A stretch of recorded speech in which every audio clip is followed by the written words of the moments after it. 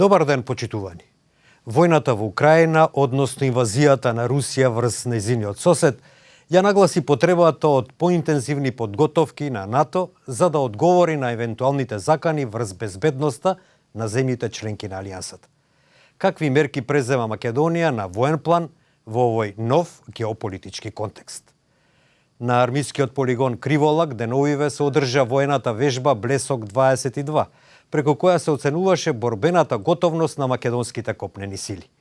Офицери на НАТО велат дека се импресионирани од посветеноста и професионалноста на македонските војници за задачи како во земјата, така и во странство. Се уште нема одлука за испраќање македонски војници за зајакнување на источното крило на НАТО, но надлежните уверуваат дека нашата армија е подготвена доколку Алијансата го побара тоа од нас. Началникот на генералштабот на АРМ, генерал подполковник Васко Ѓурчиновски, вели дека македонските војници се успособени со највисоки перформанси и висока обученост за извршување на соодветни задачи како во земјата, така и во странство. Секако дека имаме потреба од дополнителни вложувања и подобрување на логистиката во делокругот на подобрена опрема за заштита и мобилност на командите и единиците, што впрочем е и фокусот на генералштабот, на Министерството и државните авторитети во делот на модернизација, план кој се спроведува во континуитет и очекувам во блиска иднина да дел од тие средства бидат испорачани, дел се веќе испорачани во делокругот на модернизација и највисоките можни НАТО стандарди не само оваа единица, туку и други состави. Програмата за стандардизација на НАТО бара сите сојузнички единици распоредени во операциите на НАТО, како и воените вежби да бидат компатабилни во борбените тактики, комуникација и логистичка поддршка. Инсертите кои ги гледате се направени на армискиот полигон Криволак, каде се одржа војната вежба Блесок 22, преку која се оценуваше борбената готовност на копнените сили.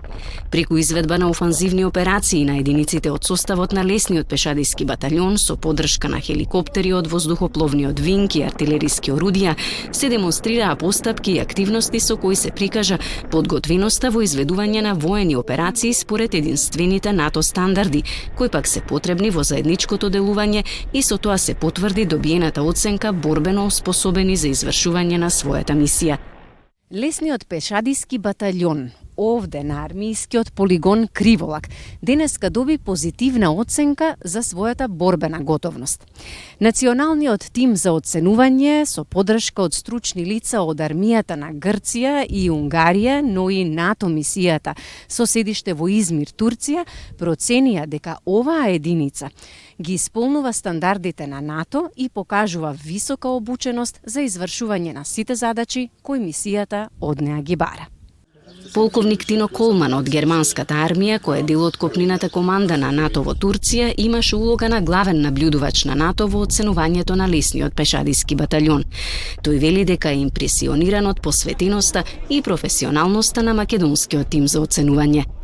As a new NATO member, the Republic of North Macedonia met more than the required 50% qualified evaluators in the evaluation team, which indicates solid planning and preparation of the evaluation by the core evaluation planning team. This is an outstanding achievement.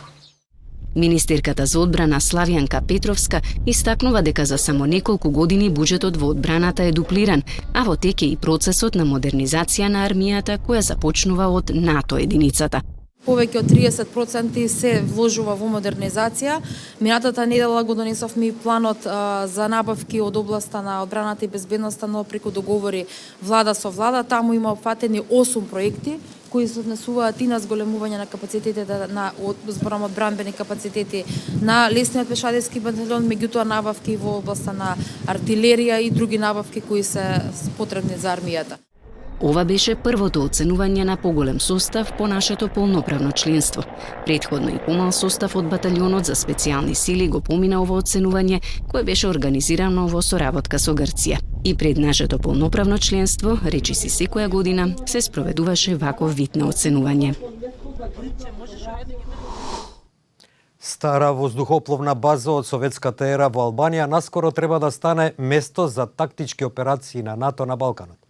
Во јануари годинава започна работата за надградба на воздухопловната база Кучова. Таа треба да прерасне во модерен центар со низа борбени авиони од најсовремен тип. НАТО и Албанија ветија 50 милиони евра за воздухопловната база Кучова, а проектите за реновирање ги подготви Албанската агенција за поддршка. Неопходна е обнова на пистата, природните патеки и капацитетите за складирање гориво и муниција. Базата се очекува да биде оперативна до крајот на 2023 година.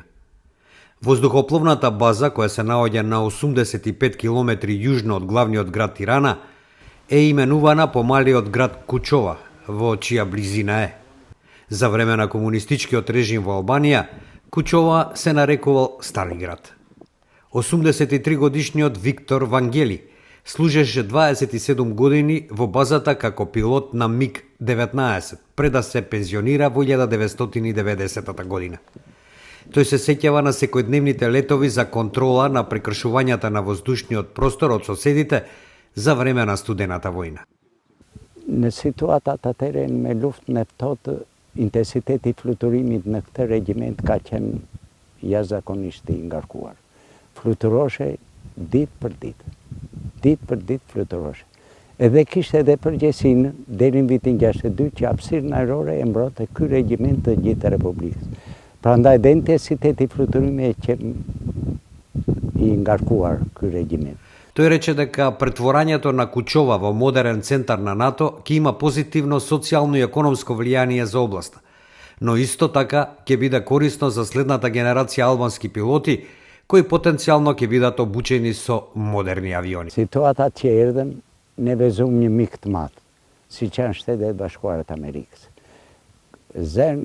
Vendosja e kësaj baze në kuadrin e NATO-s, patjetër që hap një perspektivë jo vetëm në anën ekonomike apo sociale, por dhe mi gjitha dhe për forcat ajrore. Patjetër që djemtë brezat të vinë të fluturojnë me avionat F-16. Patjetër, të përgatit. Ky është fillimi. Dhe si fillim, ata në fillim të marrin eksperiencën e fluturimeve dhe organizimit të bazës në bazë të NATO-s, pastaj të krijonin edhe forcat ajrore tona me avione luftarak. Patjetër. Полковник Адриан Кули од Центарот за обука на воздухопловните сили исто така изјави дека од воздухопловната база, која има за цел да биде првата таква база на НАТО во Западен Балкан, ќе има корист целата локална заедница. Absolutisht e sakt, përveç se një impakt i tetë pozitiv që mund të ketë dhe që ka aktualisht, dhe jemi të bindur që do të ketë një impakt pozitiv, komuniteti mirëpret të gjitha punimet dhe investimet që do kryejnë këtu, dhe jam i bindur që impakti pozitiv do shtrihet qoftë në impaktin social, qoftë në impaktin ekonomik dhe financiar, qoftë në, le të themi, në infrastruktura apo dhe në shërbime të tjera që do t'i ofrojnë këtij komuniteti, ose ky komunitet do përfitojë nga angazhimi i kësaj baze si bazë ajrore e NATO-s. По падот на комунистичкиот режим во Албанија во 90-те години, незините воздухопловни сили располагаа со повеќе од 200 МиГ тип на борбен авион од советска ера во 3 воздухопловни бази, од кои повеќето не се во употреба. Старите авиони од руско и кинеско производство во земјата престанаа да летаат во 2005 година. Неколку години некои стари авиони Антонов 2 се користеа во земјоделството или за други цели. Воздухопловните сили на Албанија сега имаат неколку хеликоптери Кугар и очекуваат да добијат неколку Black Hawk. Толку во ова издание на темата на неделата. Вашите мислења и коментари можете да ги испраќате на Facebook, Twitter и YouTube на македонската редакција на Радио Слободна Европа. Довидување, почитувани.